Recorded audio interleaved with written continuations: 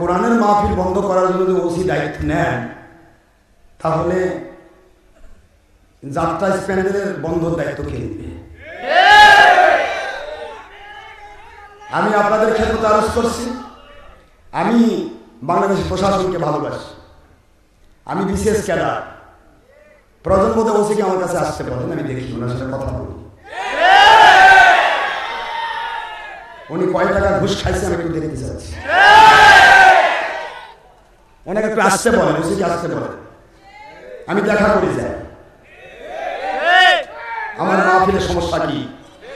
আমি জঙ্গি সন্ত্রাসবিরোধী পীর সাহেব, আর জঙ্গি সন্ত্রাসবিরোধী পীর সাহেবের বিরুদ্ধে যে কাজ করে সে নিজেও জঙ্গি। আমি আপনাদের ক্ষেত্রে আরজ করছি, গুটিগত বাতিল ফেরকার টাকা খেয়ে যদি কোরআনের মাহফিল বন্ধ করেন, আল্লাহর কসম ল্যাংড়া কানা হয়ে মরা লাগবে, ভিক্ষা খায় মরা লাগবে, ভিক্ষা। সাবধান, পেট পূজা করেছেন ভালো করে খান, কিন্তু কোরআনের মাহফিলটা চলুক, বাধা দেবেন না। ওসি না আসা পর্যন্ত আমি মাহফিল চালাতে থাকবো।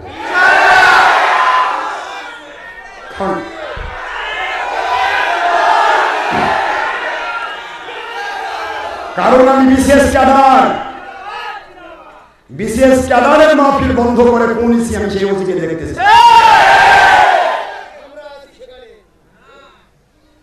আমি এখানে গান গাইতে আসছি না গাজানে বসছি?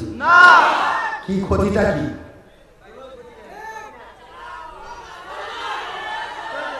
এত জলে কেন?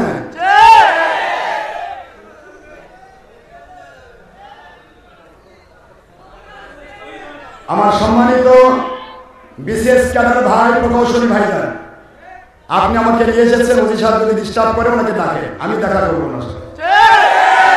আমার বিরুদ্ধে বাংলাদেশ সরকারের কোন আইনে আমার বিরুদ্ধে মাহফিল হবে না এরকম ব্যাপার আছে আমাকে দেখা। সারা বাংলার প্রতি ডিস্ট্রিক্টে আমরা মাহফিল করছি, আর নওগাঁ ডিস্ট্রিক্টে আমার মাহফিল বন্ধ হবে, এটা কখনো হতে পারে না। আমি ঈদে মিলাদুন নবীর পক্ষে শক্তি, ঈদে মিলাদুন নবীর পক্ষে স্বয়ং সরকার, মিলাদ কিয়ামের পক্ষে স্বয়ং সরকার। সুতরাং সেই সরকারের পক্ষে যদি আপনারা থাকেন, দয়া করে আমাদের সাহায্য করুন, আমাদের দুশ্মনী করেন।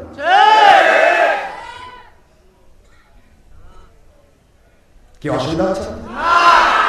আপনাদের ভয় নাই, যদি ধরে নিয়ে যায় হচ্ছে আমাকে নিয়ে যাবেন, সমস্যা নেই। আমি দেখবো কোন জাহান্নামে নিয়ে আমাকে রাখে, আমি দেখবো তো। আশরাফ সিদ্দিকী হঠাৎ নাজিল হয় নাই, এটা জিনিস, এটা ভয় পায়।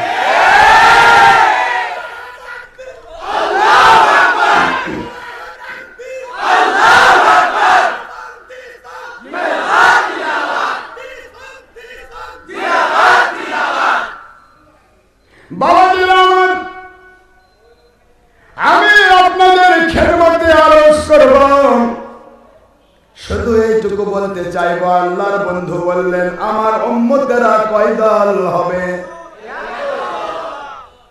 আর আমি আর সাহাবীগণ হলাম ইসলামের